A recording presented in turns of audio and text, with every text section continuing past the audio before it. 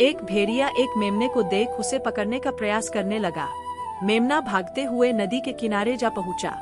भेड़िया ने मेमने से कहा, दोस्त डरो मत, मैं तुम्हें नुकसान नहीं पहुंचाऊंगा। नदी के पानी का बहाव बहुत तेज है, मैं तुम्हें नदी पार करवा दूंगा। मेमना भेड़िया की अयूठी बातों में आ गया। वह उसके ऊपर बैठकर नदी पार करने के लिए तैयार हो गया। बीच नदी में भेड़िए ने मेमने पर हमला कर दिया और उसे मारकर खा गया। हमें अपने दुश्मन के ऊपर कभी भरोसा नहीं करना चाहिए। एक बड़ा आम का पेड़ था। उस पेड़ के नीचे एक छोटी चिड़िया ने एक बड़ा रसीला आम का बीज पाया। चिड़िया ने सोचा कि यह बीज भविष्य के लिए बचा लिया जाए। तभी पास से एक छोटी चींटी आई और बोली, छोटी पंछी, क्या तुम मुझे भी थोड़ा बीज दे सकती हो? हमें खाने के लिए कुछ चाहिए। चिड़िया ने पहले सोचा, पर फिर उसने बीज को एक छोटे से टुकड़े में तोड़कर चींटी के पास रखा। रात को तेज तूफान आया और चिड़िया का घोंसला टूट गया। अगली सुबह कई छोटे पक्षियों ने अपने अपने बीज और फल बांटे और चिड़िया की मदद की। सब मिलकर उसका नया घोंसला बनाया। चिड़िया ने समझा कि बांटना खुद को भी मजबूत बनाता है। नैतिक बांटने से मित्रता और ताकत बढ़ती है। एक जंगल में एक बूढ़ा शेर रहता था। शेर अब तेज दौड़ नहीं पाता था, पर भूख फिर भी बहुत रहती थी।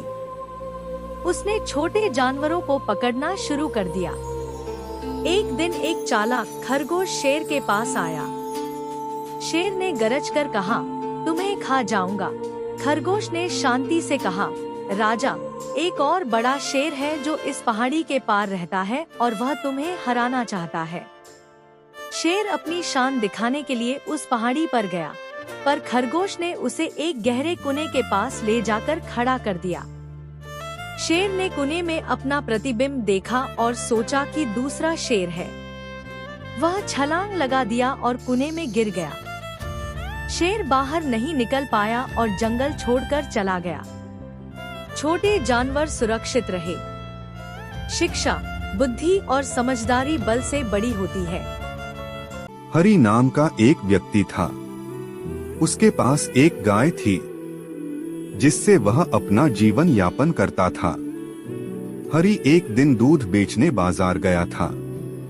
उसकी गया उसके घर के सामने वाले तालाब में डूबकर मर गई। शाम को हरि ने देखा कि उसकी गाय मर चुकी थी। वह सोचने लगा, अब आगे उसका जीवन कैसे चलेगा। उस रात उसको नींद नहीं आई। अगली सुबह वह उसी तालाब के किनारे चिंतित बैठा था।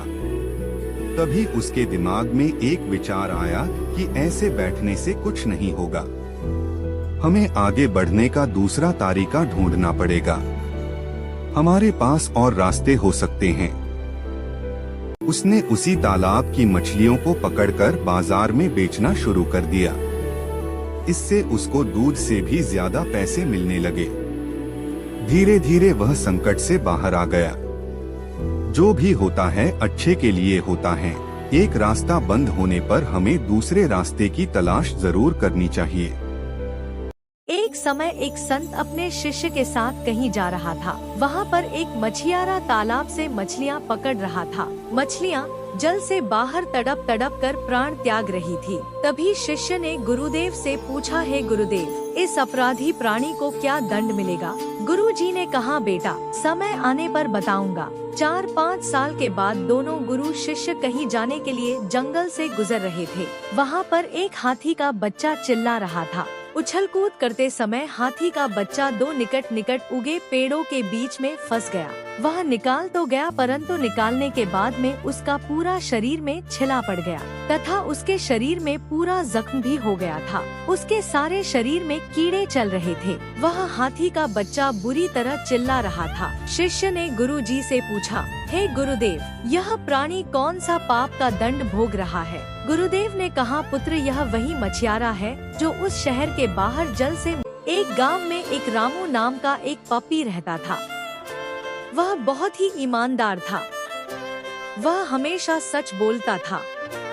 उसकी ईमानदारी के कारण गांव के सभी लोग उसका आदर करते थे।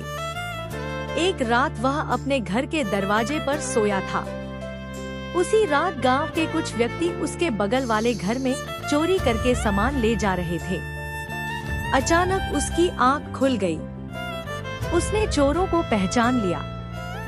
चोरों ने लोग पप्पी को रिश्वत देते हुए कहा, तुम इस बात को किसी से मत बताना। अगले दिन गांव में पंचायत जुटी।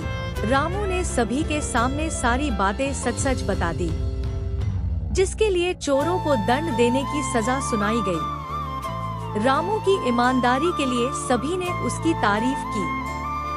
उसे गांव के मुखिया ने उसे पुरस्कृत भी किया। रामलाल नाम का एक लकड़हारा था। वह लकड़ियां काटने का काम करता था। एक शाम वह जंगल से लकड़ियां काटकर वापस अपने घर को जा रहा था। बीच रास्ते में उसे किसी की फुसफुसाने की आवाज आई। उसने देखा कि एक पेड़ के नीचे कुछ लोग चोरी किए हुए धन को छिपा रहे थे। रामलाल तेजी से भागते हुए अपने गांव के मुखिया के पास पहुंचा। उसने सारी बात मुखिया जी को बता दी। मुखिया जी ने गांव के कुछ व्यक्तियों को लेकर जंगल में चोरों द्वारा छिपाए धन को ले आए। उन्होंने उस पैसों से गांव में कई तरह के विकास किए। इसके अलावा रामलाल को उसकी ईमानदारी के लिए उसे एक छोटी सी दुकान करवा दिया, जिससे उसका भरण पोषण आसानी से होने लगा।